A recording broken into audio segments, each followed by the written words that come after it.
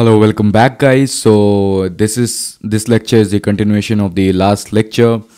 Here in the last lecture I've said like we'll be talking about a little bit more about the array methods performance, right? So here are the few array methods. Let me zoom in a little bit. Okay. So as you can see, I have already mentioned the time complexity of the array methods, right? So most of them, if you notice here, are taking O of n, okay? So I think push and pop we have already discussed in the last video, and then shift unshift as well we have discussed already in the last video. Like if we add some element at the beginning of the array, or if we remove it, we have to reindex all the elements. So that is why they are O of n. And then concat. So concat is basically like merging another array into one array. So most of you guys will argue with me on this, like if we are talking about one array, then what about the time complexity of another array which we are merging into the one? Okay, so it could be like, it should be like O of n plus m, right? Where n will be the time complexity, n will be the size of the first array and m will be the size of the second array. But to keep it simple, we just care about the broad tens, as I always say. So we just worry about the final array which got made by concatenating two arrays, right? By merging two arrays. So end of the day, the total size of the array will be directly proportionate to the time complexity, right? It's gonna take the same amount of time as the size of the final array. Okay, so that is why this concat have the time complexity of O of n. Okay, so it's roughly O of n, right? And then we have slice. Slice basically we used to take a slice from original array. So it also depends upon like from which element to which element you are taking a slice, or the copy from the original array. Okay. And by the way, if you are not aware of these methods, like how this method works, then I believe like I have already added a few videos on these methods in JavaScript section. You can go ahead and watch those videos before watching this lecture. If you don't understand like how these methods work in JavaScript, if you don't know the fundamentals of these, right? Because I'm not gonna discuss about the fundamentals of these methods. Okay, so this is JavaScript's data structure algorithms, obviously quite advanced from the basic JavaScript. So if you are one of those who want to learn something basic in JavaScript, then please go ahead and watch my JavaScript videos. I already have that. I have a separate playlist of JavaScript basics, right? Okay, so let's continue. Then slice, we take a copy of an array, like original array. So it also depends upon the size of the original array and like what size of data, what size from which index to which index we want to take a copy of original array, right? So the time complexity will be, or bigger notation will be O of n for slice.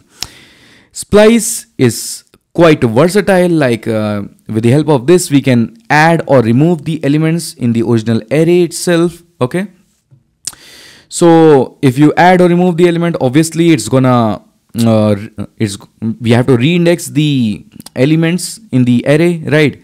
So you can add the element in the beginning itself in the array with the help of splice, or you can delete the element from the beginning of the array, or you can literally take out couple of elements from the array, or you can add bunch of elements in the array. Okay, so you can do like adding or removal of sort of stuff with the help of splice. Okay, so it also depends upon the size of the array, like it's gonna alter the indexes, right? If you add or if you do anything in the original array, we have to do reindexing again, right? So that is why the bigger notation of splice is also O of n. Okay. Now, if you notice, like we have a sort method which will have the complexity big O of n log n. Time complexity will be n log n. So you guys will ask me like where this n came from, or this log n came from, and how it is O big O of n log n. So don't worry guys. Later in this series, we are gonna talk about bunch of sort methods. I think somewhere around 5-6 sort methods. I'm not sure the exact figure, but we are going to talk about these sorting methods a lot. Okay, so there you will get the answer like from where we got this n log n time complexity of the sort method. Okay, of this sorting basically. So for now, for timing, you just have to understand like it takes roughly big O of n log n in some scenarios, right? So let's move on to the other method. We have for each. For each is basically it basically used to loop over the array to access the elements, and you can do some operations. You can create a new array. Obviously it won't return any new array, but you can create a new array right before looping through for each, and then you can literally do all the operations whatever you want inside the callback function of this. So for each method also is totally dependent upon the size of the array. If an array has 10 elements, then it is going to loop for 10 iterations. If array has 1000 elements, then it's going to loop for the 1000 iterations, right? So that is why the big O of for each as well is big O of n. Okay. Map also does the same thing, but it returns a new array.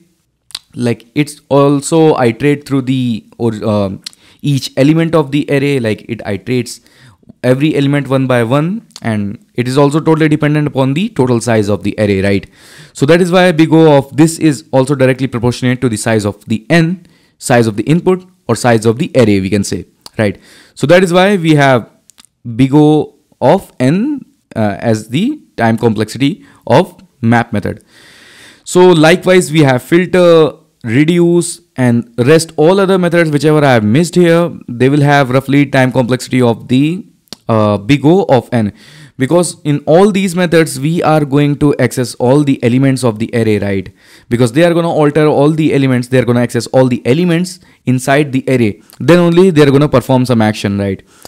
So that is why almost all the methods except push and pop will take roughly O of n time complexity, right? Except this one and this one I have already mentioned. Like we are gonna talk about this sort method or sorting a lot in later sections or later lectures in this series. Okay. So yeah, this is it for this lecture, guys. Stay tuned because we are done with the analysis of objects and arrays. So next up, I think we are gonna jump into the like best practices of like how we can approach a problem or problem solving approach we will discuss, right? So stay tuned because now it's gonna be a little bit more interesting. Okay, so this is it for this lecture, guys. See you in the next one.